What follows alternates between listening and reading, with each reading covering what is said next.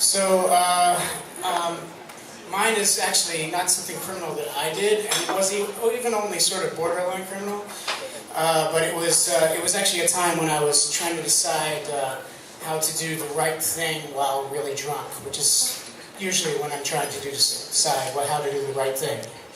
I was at a party a friend of mine was having in the backyard of the party, and this guy that I somewhat knew, named Shady Joe, I don't know what his actual name was, but I just run into him, and he was very excited, and he said to me that he just found out that his ex-girlfriend, who had been cheating on him apparently the entire time they'd been going out, and had just recently gotten pregnant and was wanting him to help pay for the child, had had a paternity test, and he was not the father, and he was very excited. And I was like, that's, who could ask for more, Joe?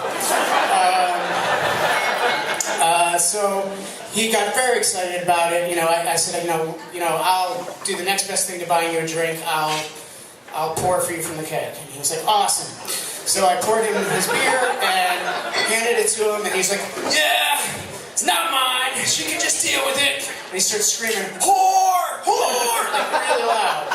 And all of a sudden, and Joe is not a big guy, actually quite short, and sort of round, not super round, but not somebody that you walk by and you go, man, that guy I don't want to make him mad.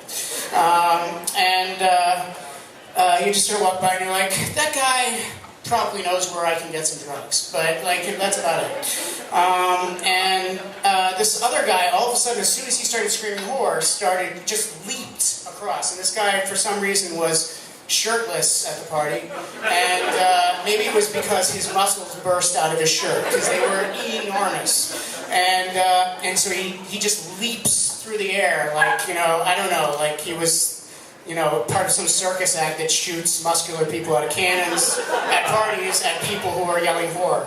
And so he's just like, you called my girlfriend a whore! In midair, and just starts leaps on him and just starts pummeling. And Shady Joe just immediately drops to the ground in this turtle crouch, and just sitting there huddled up while this guy, who I later found out his nickname was Pig, I don't know what his real name was either, starts just pounding on him as best he can, except it's sort of like this.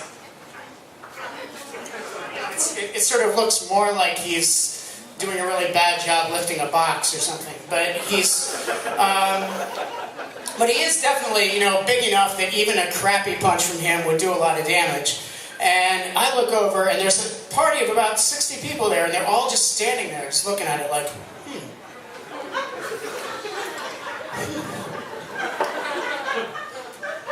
I don't know. You think it's going to get interesting? And I'm just like, and I have this version of morality that is kind of a mix of pop culture and narcissism, which is sort of the same, which is that I judge what I should do based on if my life was a TV show and the rest of the world was watching it, would they approve? Would they root for me? Or would they be like, that guy needs to be canceled? So I looked over and I was like, oh, I can hear the crowd. They're like, you better step up or you're gone. Your show is over.